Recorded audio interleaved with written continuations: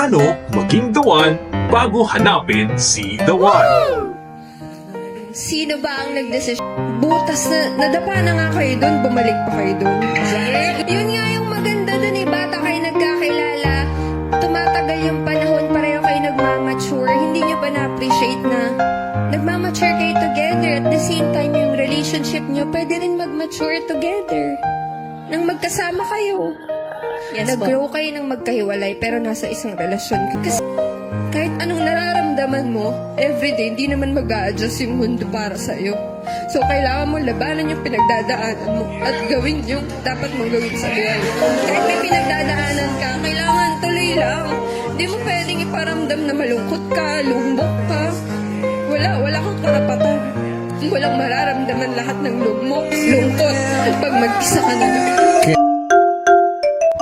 Paano maging the one bago hanapin si the one? Lahat tayo ay praying for the one. Pero ang tanong, the one ka na ba? Bakit ako naiiyak? My God! Baka kasi gusto mo ng perfect na partner pero ikaw mismo hindi pa ready. Tara, pag-usapan natin yan dito sa JC Talks. JC Talks. Kung naghahanap ka ng tamang tao, dapat ikaw rin yung tamang tao. Hindi pwedeng ikaw ay may toxic traits. Tapos gusto mo ng perfect partner. Kasi? Unfair yun, besh. So, paano maging the one? Una, kilalanin ang sarili mo. Dapat alam mo ang weaknesses mo, strengths mo, at ano talaga ang gusto mo sa buhay. Number 2, matutong maging masaya kahit single. Kung hindi mo kaya maging masaya mag-isa, baka hindi mo rin kayanin sa relationship. Ano ba yan?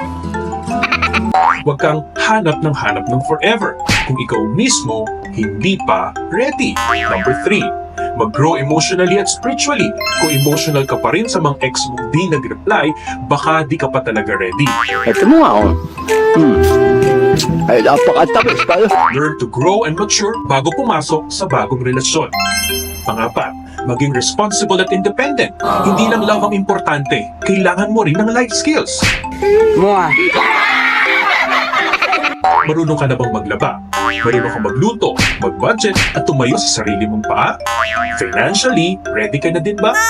Ayaw mo naman na iaasa mo pa din sa parents mo ang iyong buhay. Number 5, manalig kay Lord.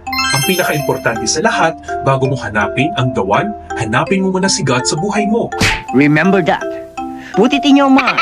Siya ang magtuturo sa iyo ng tamang daan at perfect na tao para sa iyo. Gaya ang sinabi sa atin sa Matthew 6:33, hanapin muna natin ang kaharian ng Diyos at ang kanyang katwiran at ang lahat ng bagay ay idaragdag sa iyo. Kaya bago ka maghanap ng the one, hanapin mo muna si Lord sapagkat siya ay iyong matatagpuan. At sinabi din sa atin sa Kawikaan 19:14 na mamana sa magulang ang bahay at kayamanan, ngunit si Yahweh lang ang nagbibigay ng mabuting may bahay. O di ba? Kaya bes, bago ka maghanap ng tamang tao, siguraduhin mong ikaw din ay handa para kapag dumating si the one, hindi siya makakatagpo ng the wrong one. Gets? Mga kapatid, baka may mga other tips o nalalaman o experiences kayo dyan tungkol sa topic natin about paano maging the one bago hanapin si the one. Please do not forget to share. Baka makatulong yan sa lahat ng may pinagdaraan sa buhay. Tapos, kung may topic kayo na gusto ninyong pag-usapan, just send it over through the comments. Thank you for watching. This is JC Talks on a mission to impart messages of faith, hope, and love. Remember, Jesus loves you. Peace out. JC Talks.